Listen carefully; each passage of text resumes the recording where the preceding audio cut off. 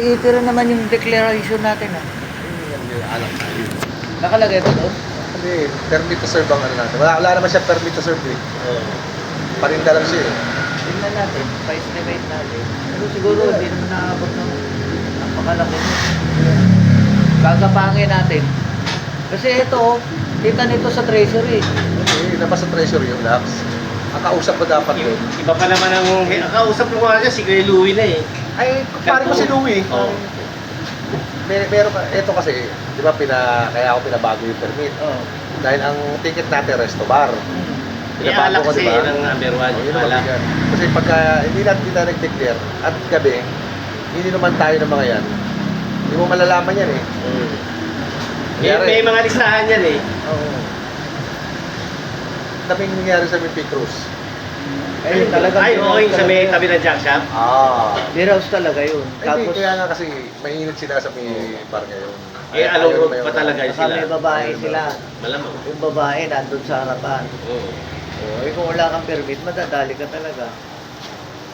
Hindi kung 1,000 lang yun, yung laking bagay sa atin. Bro, mura lang yun. Oo. Eh kasi ang binabasihan ko rin naman.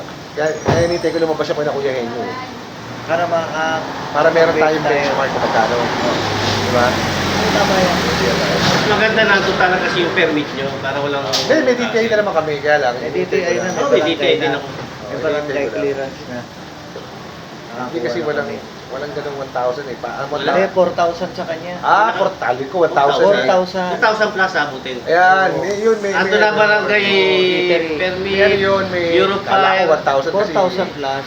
Yung 4,000 plus na yan, ano lang yan, para sa kanila lang na wala kang permit to serve. Di ba wala kang permit to serve? Kain ka lang eh. Permit to serve kasi yung... Kumuha ka insurance doon sa kanila, 1,000. Kaya abutin din ng 5 eh.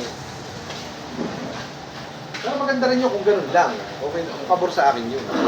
Kaya ang benchmark nga natin kung magkano abutin kinano. Kasi kay Gayuma, 6,000 na ano eh, nung mahigit na nakaraan eh. Mahigit na. Tsaka depende niya sa floor area. Oo. Yung sa'yo, malaki ba yung kailan mo? Basta dineclare ko, sabi niya, declare mo to, Within 10 lang 10 ha. meters. 10 meters 10 lang. meters. Okay naman 10 yun. square meter lang. Huwag kang ano dyan, sobra, yari ka. Ano mo problema kasi ako ron? Pagka yung... Nangyari siguro office, sa men's permit. Papunta yung kimbarkata ko, para iminom kayo isang bucket doon. Video nyo rin lugar, umiinom kayo. Sapul tayo doon. Magtitrabaho tayo, di ba? Oo. Pero kung meron tayong permit to serve, wala sa nagagawa. Tignan lang muna natin. Pag-aralan natin. Hindi ko na hindi ko ma-declare itong video ko natin.